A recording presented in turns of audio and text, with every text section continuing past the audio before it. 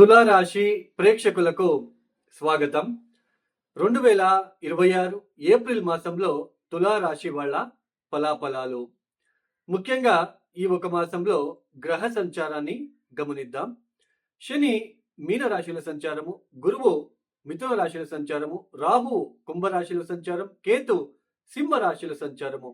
ఇక సూర్యుడు ఏప్రిల్ 14వ తేదీ ఆయన మీనరాశి నుంచి మేషరాశిలోకి ప్రవేశిస్తున్నారు. ఇక కుజుడు ఏప్రిల్ 2వ తేదీ ఆయన కుంభరాశి నుంచి మీనరాశిలోకి ప్రవేశిస్తున్నారు. ఇక బుధుడు కూడా ఏప్రిల్ 11వ తేదీ ఆయన కుంభరాశి నుంచి మీనరాశిలోకి ప్రవేశిస్తున్నారు. ఇక శుక్రుడు కూడా ఏప్రిల్ 19వ తేదీ మేషరాశి నుంచి వృషభ రాశిలోకి ప్రవేశిస్తున్నారు. ఈ గ్రహ సంచార రీత్యా ఈ తులారాశి వాళ్ళకి ముఖ్యంగా గత మాసంలో అంటే మార్చి మాసంలో ఏర్పడిన పంచమ స్థానంలో 4 గ్రహాల ఒక కూటమి, చతుర్గ్రహ కూటమి అనేది పంచమ స్థానంలో ఏర్పడింది. ఇక్కడ రికగ్నైజేషన్కి సంబంధించిన విషయాలలో చాలా అంతవరకు మీకు చాలా ఇబ్బందులు ఎదుర్కొన్నారు.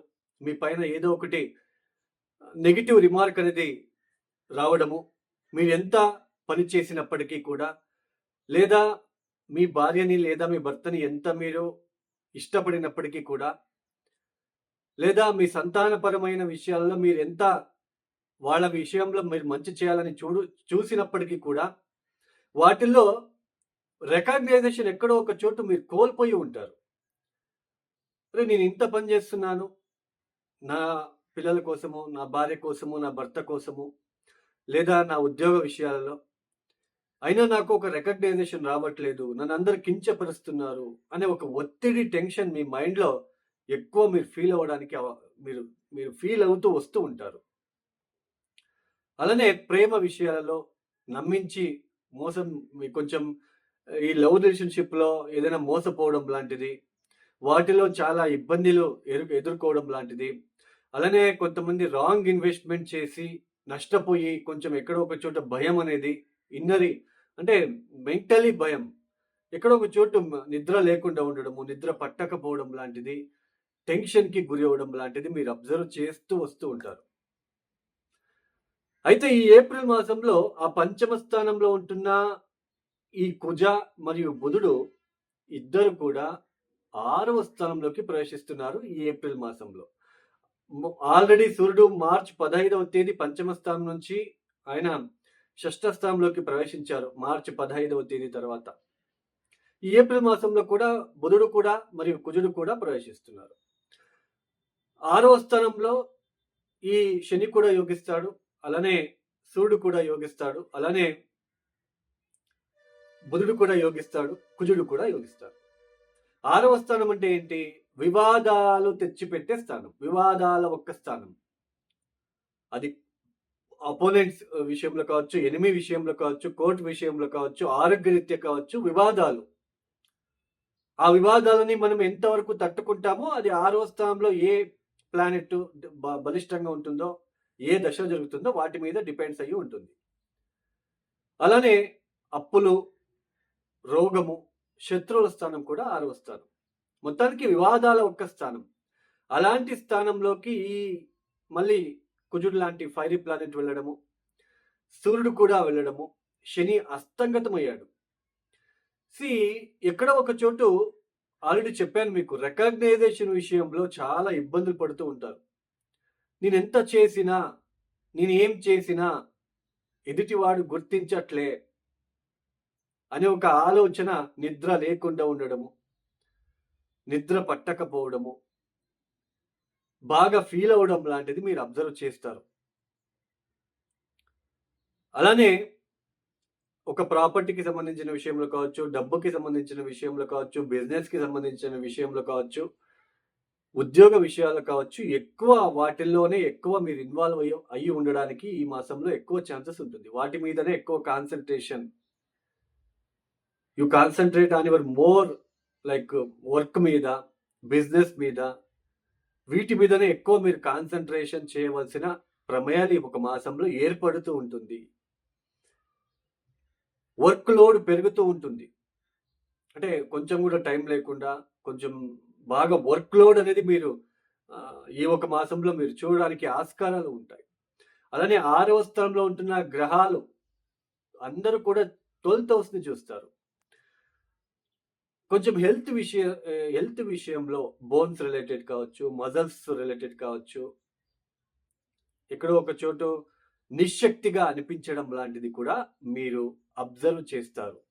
నిద్ర లేకుండా ఉండడము, నిద్రాహీనత, అంటే వేళ కాని వేళంలో టైం కాని టైంలో వర్క్ రావడము, లేదా వర్క్ విషయంలో ఏదో ఒక విషయంలో మీరు ఎక్కువ పోరాడాల్సిన ప్రమేయాలు ఎక్కువగా ఉంటాయి. 1కి 2 సార్లు ఎక్కువ పోరాడాలి. అంటే ఎక్కువ స్ట్రగల్‌ని, ఎక్కువ స్ట్రెస్‌ని మీరు ఫేస్ చేయాలి ఈ ఒక సమయంలో. నేను ముందుగానే చెప్పాను ఆల్రెడీ. ఈ ప్రేమికుల విషయంలో, ప్రేమికులు మాత్రం చాలా జాగ్రత్తలు తీసుకోవాలి. ఎందుకంటే పంచమాధిపతి శని అవుతాడు. 6వ స్థానంలో ఉన్నాడు. పంచమ స్థానంలో రాహు ఉన్నాడు.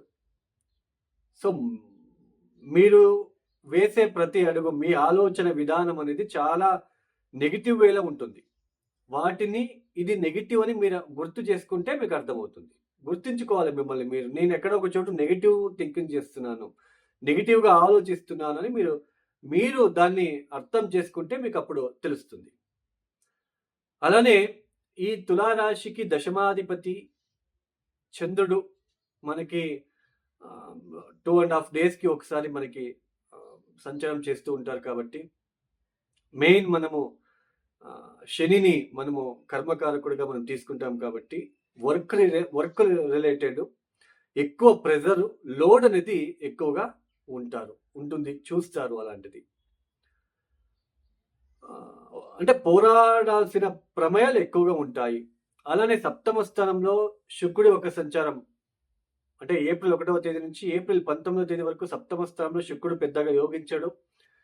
మ్యారేజ్ లైఫ్‌లో పెద్దగా డిస్టర్బెన్స్ అని కాదు, ఇక్కడ పెద్దగా హ్యాపీగా అని కాదు, సో అండ్ సోగా వెళ్తూ ఉంటుంది. పెద్దగా మ్యారేజ్ లైఫ్‌లో పెద్దగా ఇక్కడ వాటి మీద ఎక్కువ మీరు దృష్టి పెట్టడానికి ఇక్కడ అవకాశాలు అయితే తక్కువగా ఉంటాయి. అంటే మీ పార్ట్నర్ మీద, అంటే మీ వైఫ్ మీద కావచ్చు, మీ భర్త మీద కావచ్చు, దృష్టి సాధించడానికి ఇక్కడ అవకాశాలు ఉండదు. అయితే ఏప్రిల్ 19వ తేదీ తర్వాత అష్టమానికి వెళ్ళిపోతాడు. అష్టమ స్థానంలో ఆయన యోగిస్తాడు. ఆకస్మికంగా కాస్త ఆర్థిక విషయాల్లో కొంచెం లబ్ధి మీకు రావడానికి, మంచి మంచి భోజనాలు చేయడానికి మీకు కొంచెం ఆస్కారాలు ఏర్పడతాయి. అలానే ఏప్రిల్ 14వ తేదీ తర్వాత సూర్యుడు 7వ స్థానంలోకి వస్తున్నాడు. ఇది కొంచెం మీ భార్య లేదా మీ భర్త ఒక ఇగో క్లాషెస్ రావడము, ఆర్గ్యుమెంట్ క్రియేట్ అవ్వడము, కొంచెం ఇలాంటివి. అలానే మీరు పని చేసే చోటు మీ బాస్‌తో కొంచెం ఎక్కువ వాళ్ళతో మాట్లాడాల్సిన ప్రమేయాలు ఏర్పడడము, ఇలాంటివి చోటు చేసుకునే ఆస్కారాలు ఉంటాయి. 7వ స్థానంలో సూర్యుడు పెద్దగా యోగించడు, పెద్దగా డిస్టర్బెన్స్ కూడా క్రియేట్ చేయడు గానీ, బట్ మీరు కరెక్ట్‌గా ఆలోచిస్తే మీకు కొంచెం పార్ట్నర్‌షిప్ బిజినెస్‌లో కావచ్చు, మీరు చేసే ప్రతి పనిలో కావచ్చు, కూల్‌గా ఉన్నట్లు కనుక అయితే కొంచెం లాభం అనేది సూర్యుడు ఉంటున్నాడు కాబట్టి లాభం అనేది అయితే ఇస్తాడు.